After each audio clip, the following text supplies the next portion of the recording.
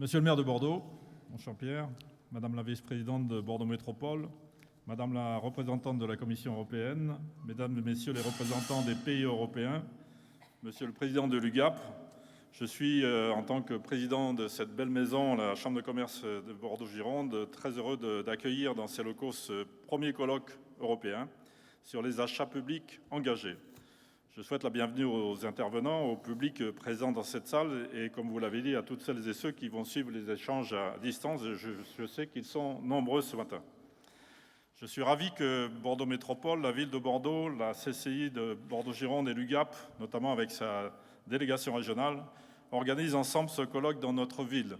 Ce colloque, on l'avait imaginé en 2018. Puis vous savez, il y a eu quelque chose entre les deux, donc ça a reporté. On a enfin pu le faire. Et je voulais saluer le travail d'organisation de deux personnes de leurs équipes, Pascal Motte, qui est le directeur régional de l'UGAP, et Françoise Delprat, qui est chez nous la force vive de l'organisation de ces manifestations auprès des entreprises et toutes leurs équipes. Et je pense qu'on peut les applaudir parce qu'ils ont fait un travail remarquable.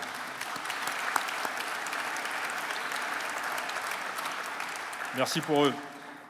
Alors, ce partenariat démontre, à mon sens, tout l'intérêt porté au sujet de la commande publique responsable et à l'impact sur le développement des territoires. Le poids économique de la commande publique est estimé à 10% du PIB en France, donc c'est pas neutre. Porter un nouveau regard sur la commande publique est l'affaire de tous. Et nous, en tant que représentants du monde économique, nous devions de manifester cet intérêt. Depuis quelques années, les principes de développement durable se sont bien entendu imposés. Les dernières lois climat et résilience, la GEC, la loi de l'anti-gaspillage et de l'économie circulaire, posent les bases pour mettre en œuvre, dans tous les secteurs d'activité, la transition vers une économie bas carbone, circulaire et durable. Je pense que je vais faire plaisir à Monsieur le maire en disant ça. Elle définit également une trajectoire de réduction des émissions de gaz à effet de serre jusqu'à 2050, et si possible avant 2050. Toutes ces transformations impactent l'économie dans sa globalité.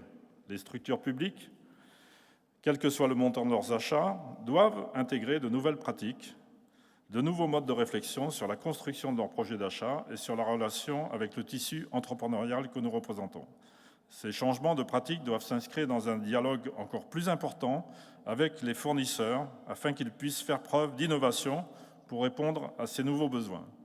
On a connu une époque où l'entreprise et le donneur d'ordre ne se parlaient pas. Aujourd'hui, nous parlons en amont. Ce n'est pas pour ça qu'il n'y a pas de concurrence, mais nous parlons pour essayer de faire la meilleure offre.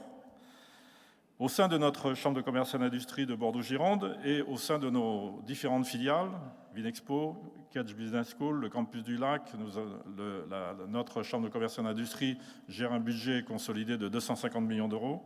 Nous avons intégré ces transformations depuis déjà plusieurs années en tant qu'acheteurs publics, puisque nous sommes assujettis au Code des marchés publics, mais aussi dans notre rôle d'accompagnement des entreprises. Depuis quelques années, notre établissement s'est donc engagé dans une politique d'achat responsable. En 2022, nous nous sommes fixés pour objectif de mettre la RSE au cœur de notre politique achat. La CCI de Bordeaux-Gironde souhaite ainsi favoriser la performance de ses fournisseurs, tant sur le plan économique et environnemental, éviter le gaspillage, réduire l'impact des gaz à effet de serre, utilisation des produits certifiés éco-responsables, que social et sociétal, pour le respect des salariés, le recours à des personnes éloignées de l'emploi, le recrutement des personnes en situation de handicap. L'accompagnement des entreprises dans leur croissance est au cœur de notre mission. C'est la mission que nous confie l'État. Nous sommes un établissement public sous tutelle de l'État, je le rappelle, nous ne sommes pas un club d'entreprise. Et donc, c'est la mission qui nous est confiée par l'État. Nous avons développé l'action Convergence Marché. Là aussi, Françoise Delprat, que je cite 2 fois, elle va me demander de l'augmentation, mais Françoise pilote Convergence Marché. Et Convergence Marché, c'est un programme de rencontres organisé au moins 3 fois par an pour faciliter l'accès des TPE-PME à la commande publique à travers une mise en relation directe des acheteurs publics-privés et de potentiels fournisseurs locaux. Et c'est encore plus important en ce moment parce que les collectivités constatent qu'on a des appels d'offres infructueux. Les entreprises ont beaucoup de travail et elles ont un problème que vous connaissez tous, dont on va sans doute parler aujourd'hui, c'est le problème de recrutement. Mais c'est un autre sujet, mais aujourd'hui, il faut que les donneurs d'ordre et les preneurs d'ordre, que sont les entreprises, parlent en amont pour qu'on ait des réponses ciblées auprès des donneurs d'ordre publics. Nous informons donc régulièrement les entreprises sur les plans d'achat prévisionnels des collectivités et des services publics. Nous accompagnons les entreprises dans la mise en place des démarches RSE, la vraie démarche RSE, pas celle où on marque RSE sur le papier en tête, celle où on est capable de prouver que l'on fait des démarches RSE. Des actions sont développées sur la transition énergétique, les déchets, l'économie circulaire, les achats responsables. Sur tous ces sujets majeurs, notre accompagnement s'inscrit tout au long de la vie de l'entreprise. Sa création, sa croissance, sa transmission. Nous n'avons jamais eu autant de dossiers de transmission d'entreprise en ce moment. Pourquoi? Parce que 60% des chefs d'entreprise ont plus de 60 ans. J'en fais partie. Mais j'ai transmis. Notre objectif est de faire en sorte que les entreprises s'approprient ces nouvelles exigences et soient en capacité d'en faire un élément de différenciation de leurs offres. Nous devons résolument aller vers l'offre mieux-disante. Ça fait des années que le Code des marchés prévoit l'offre mieux-disante, mais on a 95% des appels d'offres qui sont pris au moins 10 ans. Il faut changer la donne. La prise de conscience, ça c'est moi qui le dis, la prise de conscience des autres externalités des achats par une analyse en termes de coût complet pour la collectivité est un changement de paradigme.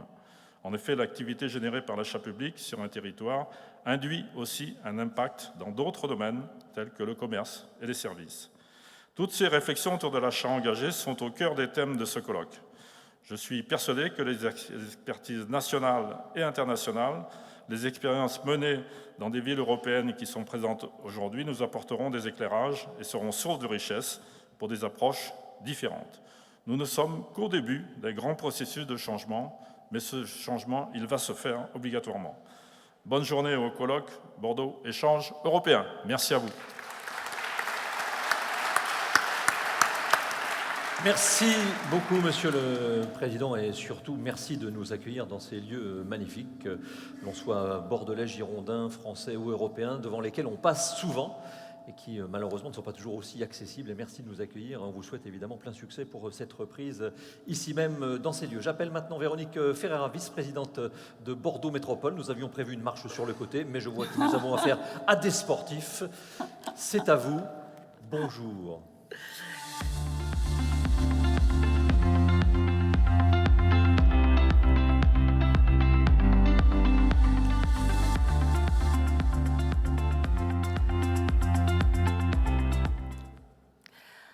Bonjour à toutes et à tous, Monsieur le Président de la CCI, Monsieur le Président de l'UGAP, Madame la Commissaire européenne, Monsieur le maire de Bordeaux. C'est au nom d'Alain Anziani, président de Bordeaux Métropole, que je vous dis que je suis particulièrement ravie d'assister ici à ce colloque à Bordeaux. En 2018, on avait déjà commencé effectivement à travailler dessus. Et toute cette organisation entre la CCI, l'UGAP, la ville et Bordeaux Métropole nous amène aujourd'hui à une journée particulière de réflexion sur la commande publique. La commande publique représente en effet, vous l'avez dit, un très fort enjeu dans la mise en œuvre des politiques publiques. Elle doit être appréhendée comme une véritable boîte à outils offerte aux acheteurs et non pas comme un carcan juridique. C'est peut-être un des enjeux essentiels. Son impact sur le développement durable et le développement économique tout simplement de nos territoires est essentiel, comme le souligne par exemple le nouveau plan national des achats durables. Vous savez, il indique que d'ici 2025, 100% de la commande publique doit prendre au moins une considération environnementale et 30% de la commande publique devra prendre au moins une considération sociale. J'aimerais bien d'ailleurs que le 30% augmente un petit peu et qu'il y ait peut-être un meilleur équilibre entre ces deux, mais c'est ce vers quoi nous devons tous tendre. Alors Bordeaux Métropole s'est engagé dans cette voie depuis maintenant plusieurs années. Et l'an passé, en 2021, nous avons voté notre deuxième SPASER. Alors c'est un sigle un petit peu barbare qui veut dire tout simplement le schéma de promotion des achats socialement et écologiquement responsables. Alors dit comme ça, c'est très long. Peut-être qu'on pourra penser par rapport au public, parce qu'il y a les entreprises, mais il y a aussi le public, penser à donner un certain nombre de termes qui soient plus compréhensible de la part de nos politiques publiques. Mais mine de rien, derrière, nous avons adopté, en commun avec la ville de Bordeaux, des nouveaux objectifs, notamment des objectifs environnementaux et sociaux. Alors, je ne vais pas tous vous les citer, mais peut-être quelques exemples. L'intégration des clauses sociales dans tous les types de contrats, notamment les délégations de services publics et dans tous les domaines, y compris en prestations intellectuelles, comme dans les concours de maîtrise d'œuvre. Alors ça me paraît essentiel. La clause sociale, on l'a toujours mis, bien évidemment, dans les marchés, mais peut-être qu'on s'était cantonné à certains domaines, certains types de marchés qui, il faut bien le dire, au point de vue type de prestation et genre même, étaient quand même assez encadrés. Là, l'idée, c'est bien évidemment de pouvoir ouvrir. Plusieurs actions ont été initiées en matière environnementale et en économie circulaire. Alors, par exemple, le recyclage des vêtements de travail et leur transformation en isolant utilisés bientôt dans nos bâtiments. Alors là, c'est vraiment de l'économie circulaire puisque forcément, on va tout y retrouver. Nous avons conclu également 25 achats innovants, dont un sur l'expérimentation de fabrication de masques chirurgicaux biosourcés et biodégradables. Avec la reprise de cette fameuse chose dont on ne doit pas prononcer le nom, ça pourrait être particulièrement intéressant. Et diverses actions de sensibilisation et de formation au bénéfice de 250 entreprises. Vous l'avez dit, Monsieur Seguin, effectivement, si on ne travaille pas en amont, forcément, on n'y arrivera pas. Alors c'est vrai que sur tous ces thèmes, il y a encore beaucoup à faire. De nouveaux outils, de nouvelles méthodes doivent être expérimentées pour pouvoir mesurer en fait le cycle de vie, prendre en compte précisément et objectivement les émissions de gaz à effet de serre et accompagner et structurer les TPE, les PME, les entreprises de l'économie sociale et solidaire pour leur permettre de répondre au marché public sans en avoir peur. On en parlait tout à l'heure. Alors nous sommes ici sur un colloque européen, mais je voudrais me permettre de faire une petite illustration française, mais je pense que cette illustration française, elle est connue partout en Europe. Je veux parler d'Astérix. Vous allez me dire pourquoi Astérix. Dans tous les albums d'Astérix, il y en a un qui m'avait fait particulièrement sourire, c'était les 12 travaux d'Astérix, qui étaient imposés par César, et Astérix, grâce à sa potion magique, pouvait tous les résoudre, sauf un. Quand on lui a demandé de s'attaquer, entre guillemets, à l'administration romaine, et de trouver un fameux formulaire, ça y est, ça vous parle un petit peu? Et de trouver un fameux formulaire où il devait courir un petit peu partout dans les bureaux de l'administration romaine, et ça manquait de le rendre fou, la potion magique ne pouvait pas l'aider. Et finalement, il a réussi, parce que c'est quand même Astérix, il a quand même réussi, comment? En confrontant l'administration romaine à ses propres complexités et à son propre paradoxe. Et c'est comme ça qu'il a obtenu le fameux formulaire A38, je crois, enfin qu'importe, qu'on lui demandait de faire. Alors pourquoi cette petite digression?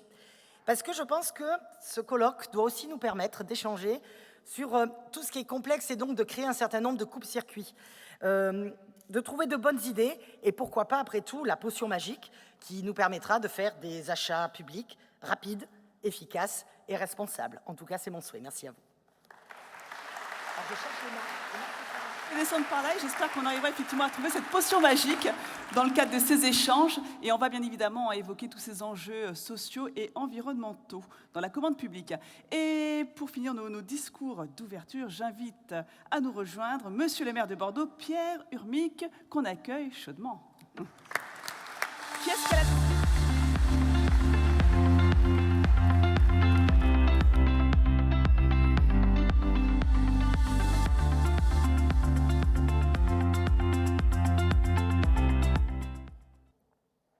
Monsieur le président de l'UGAP, monsieur le directeur du réseau territorial UGAP Nouvelle-Aquitaine, monsieur le président de la CCI Gironde, cher Patrick, madame la vice-présidente de Bordeaux Métropole, chère Véronique, madame la représentante de la Commission européenne, mesdames et messieurs, permettez-moi d'abord de vous dire que, en tant que maire, je suis ravi de vous accueillir ici à Bordeaux. Je ne sais pas si c'est the place to be, mais j'ai apprécié le jeu de mots et j'ai envie de dire aussi peut-être le constat qui se cachait derrière, j'espère. Mais j'ai quand même la conviction que cette localisation à Bordeaux ne doit rien au hasard. Vous le savez, merci de l'avoir rappelé, Bordeaux est devenue la capitale mondiale de l'économie sociale et solidaire suite au transfert de la présidence et du siège du Forum mondial de l'ESS, le G7, qui siégeait jusqu'à présent à Séoul. C'est un motif de fierté et un signe de reconnaissance pour notre ville, parce qu'on a la conviction que cela n'a été rendu possible que grâce aux liens étroits que nous entretenons avec cette économie émergente, mais aussi avec notre candidature a été retenue parce que nous avons su créer une dynamique avec les autres institutions du territoire et autour de l'ESS, et je veux parler bien sûr de la métropole, du département et de la région Nouvelle-Aquitaine. Nous avons réussi à adopter une convention unique en France entre nos 4 niveaux de collectivité, où nous prévoyons d'ailleurs de développer un axe de travail sur la commande publique responsable. Et cela intervient dans un moment de reconnaissance majeure pour l'ESS au niveau global. L'Organisation internationale du travail vient pour la première fois de donner une définition internationale à l'ESS et d'encourager ses pays membres à mettre en œuvre des politiques publiques pour la développer. À Bordeaux, nous avons devancé, en tout cas, nous n'avons pas attendu cette reconnaissance internationale. D'ailleurs, c'est un signe. Dès le début de mon mandat, j'ai confié à mon 2e adjoint, Stéphane Peyfer, qui est en charge de l'emploi, je lui ai confié, en plus de l'emploi, précisément l'ESS, c'est dans ses attributions officielles. Et pour nous, pour lui, l'ESS, ce n'est ni un gadget, ni un supplément d'âme, mais bien une priorité politique. À Bordeaux, nous avons l'ambition d'être les pionniers de l'économie de demain, c'est-à-dire plus écologique, plus démocratique et plus inclusive. Et nous savons que nous pouvons compter plus largement sur l'engagement de l'ensemble des entreprises de notre territoire qui veulent développer des coopérations pour œuvrer au bien commun. Et le discours de Patrick Seguin, président de la CCI, allait tout à fait dans ce sens-là. Et je me félicite de cette osmose entre nos visions. Nous expérimentons d'ailleurs, en lien avec la métropole, une plateforme d'auto-évaluation de la responsabilité sociale des entreprises pour faciliter précisément le passage à l'acte des acteurs économiques du territoire. Je peux vous dire que cette plateforme fonctionne bien. Nous croyons à la responsabilité territoriale des entreprises qui s'engagent pour avoir un impact positif sur leur environnement, c'est-à-dire bien-être au travail, inclusion sociale, circuits courts, économie circulaire, bas carbone. Dans ce contexte, la commande publique est un formidable levier de transformation de l'économie et de développement territorial. À Bordeaux, elle pèse 88 millions d'euros par an. Je tiens ici à saluer l'action de notre élu délégué, Bernard Blanc, qui est là, Bernard Blanc, et de la direction des achats et de la commande publique, représentée par Nicolas Cros, dont l'engagement et l'ingéniosité nous permettent de progresser. Les chiffres, d'ailleurs, parlent d'eux-mêmes. À Bordeaux, en 2021, 68% de nos marchés supérieurs à 40 000 euros contenaient des dispositions environnementales, 68%. 134 000 heures d'insertion ont été réalisées, permettant à 70% des bénéficiaires d'avoir une sortie positive en emploi ou en formation. 7 marchés ont été réservés pour un montant de 1,6 million d'euros. Nous travaillons au sourcing, en transversalité entre les politiques publiques, et nous formons les entreprises à la constitution de groupements pour répondre à nos marchés. Les collectivités ont trop longtemps considéré la commande publique comme un sujet d'experts, un sujet source de contraintes, peut-être de formulaires, comme dans les travaux d'Astérix. Les collectivités ont eu trop longtemps cette vision, mais j'ai tendance à penser que les entreprises aussi, peut-être, ont longtemps considéré la commande publique comme un sujet d'experts, source de contraintes, alors que ce n'est pas que cela.